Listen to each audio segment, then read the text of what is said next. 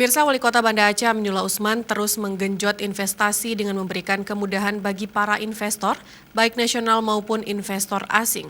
Hal itu dilakukannya guna meningkatkan pendapatan daerah dan pembangunan sekaligus menunjang sektor pariwisata.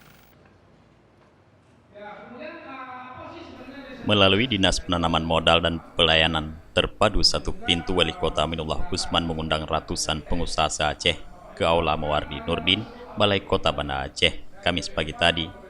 Di sini juga hadir dua pemateri dari Badan Koordinasi Penanaman Modal Republik Indonesia, Ari Cahyono, dan Tia Winodia Chandra Ayu. Mereka memberikan pelatihan penginputan laporan, kegiatan penanaman modal online, dan perizinan berusaha terintegrasi secara elektronik.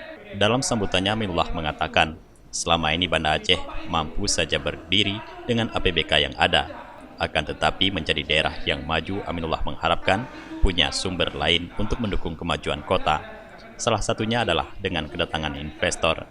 Aminullah mengharapkan kepada semua pihak agar menginformasikan kepada investor bahwa iklim investasi di Banda Aceh sangat kondusif. Pemko Banda Aceh akan memberikan kemudahan-kemudahan kepada para investor, termasuk soal penyediaan lahan hingga pengurusan izin. Pada kesempatan ini, DPM PTSP Banda Aceh juga memberikan penghargaan kepada sejumlah perusahaan atas kepatuhan penyampaian LKPM tahun 2018 dan 2019. Dari Banda Aceh, Tim Liputan Aceh TV melaporkan.